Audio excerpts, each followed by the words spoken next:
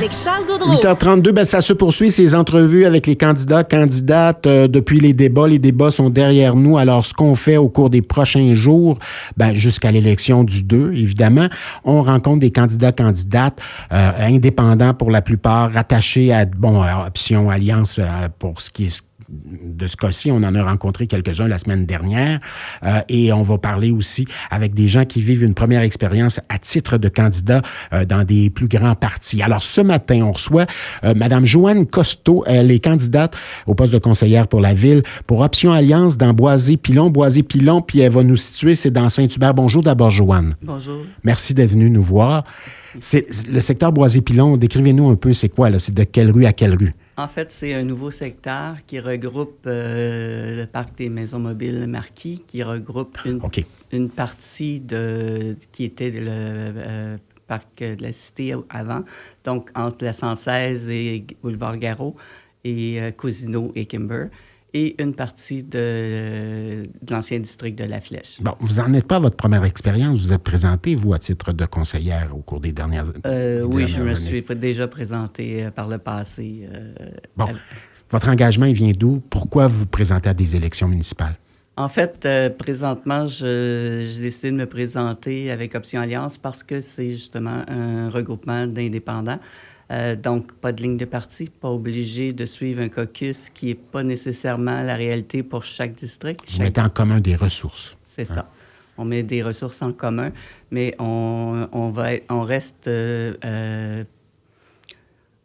la voix du citoyen pour chaque district. Bon, c'est un district que vous connaissez bien? Ça fait 30 quelques années que je suis dans La Flèche, Saint-Hubert. J'ai toujours été impliquée, que ce soit dans les écoles, le sport. Vous êtes mère de 7 enfants, vous me disiez ça à micro fermé? Oui, j'ai 7 enfants qui ont tous grandi dans Saint-Hubert, qui ont été dans des écoles, qui ont fait du sport, qui ont été dans différents organismes. Et bien, je continue de m'impliquer au niveau de la bouffe du Carrefour. OK. Dans des organismes, vous êtes très présente, là? Oui, je suis sur le CA depuis des années et j'ai fait du tri de vêtements dans des paroisses. J'ai été chercher de l'aide alimentaire pour redistribuer. On fait aussi avec le Graal du glanage pour permettre aux banques alimentaires d'avoir des denrées fraîches. OK.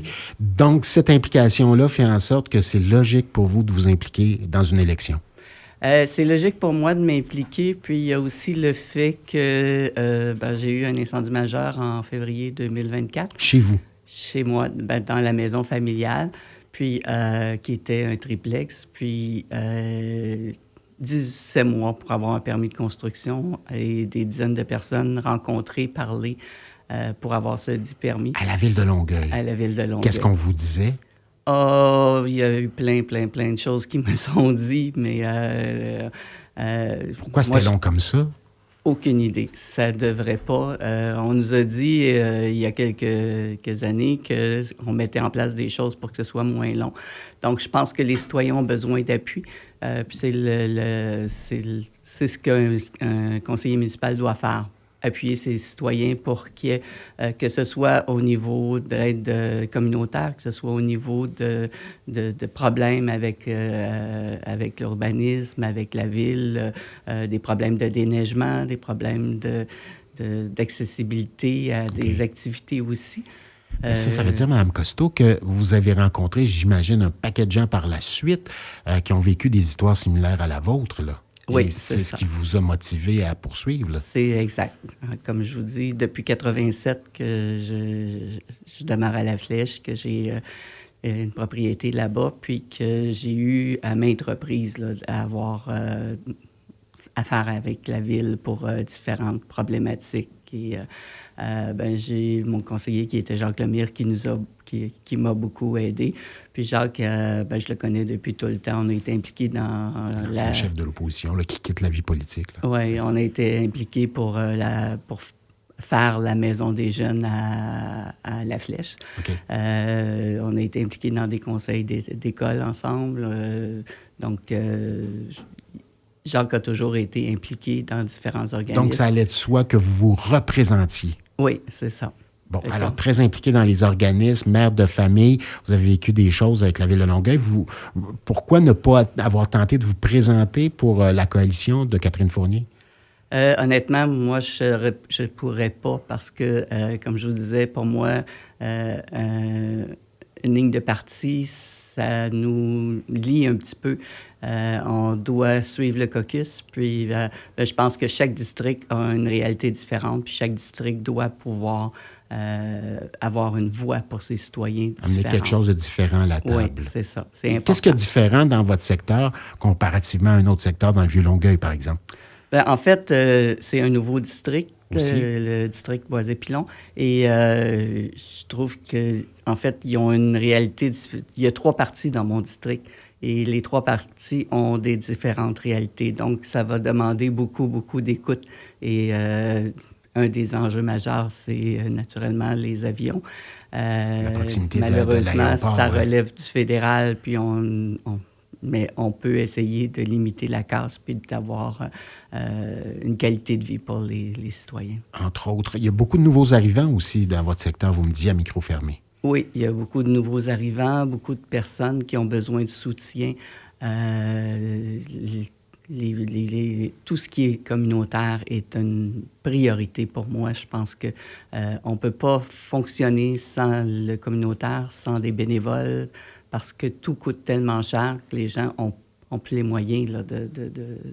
Ouais, quand on se considère qu'on peine à avoir de l'aide, le dernier recours est toujours l'organisme communautaire. Hein? Exact, oui. Et c'est le cas dans Saint-Hubert. Oui, c'est exact. Donc, l'élection, hier, c'était le vote par anticipation. L'élection a lieu dimanche. Avez-vous bon espoir d'être élu? Oui, j'ai bon espoir parce que j'espère que les citoyens vont aller voter, surtout parce que dans mon district, le taux de participation est très bas. Donc, j'invite les gens vraiment à aller voter. Vous parliez de 24 micro fermé dans votre secteur. Oui, 24,49 aux dernières élections. Ça, c'est la flèche à l'époque. Là. Non, ça, c'est les trois partis de district que je représente. OK. Donc, en fait, je veux juste comprendre, c'est un nouveau district. Oui. Mais c'est l'élection d'hier où il y a eu 24 de participation, non? C'est l'élection de 2021. OK, donc vous tenez compte de tout ce qui était dans Saint-Hubert, tous les quartiers? Non, je tiens compte des 3 parties de quartier dont je fais partie. Qui sont devenus OK, Boisé-Pilon. Donc, 24 c'est en bas du 34 de Longueuil, beaucoup. Ça. Oui. Beaucoup. Oui. Alors, on souhaite que les gens sortent, aillent voter. Oui. Merci d'être venu nous voir, Joanne Costeau. Merci. Joanne Costeau, on le rappelle, est candidate pour Option Alliance, donc lors de l'élection du 2 novembre prochain dans Saint-Hubert, dans l'arrondissement Saint-Hubert, dans le district électoral nouveau de Boisé-Pilon. FM 103.3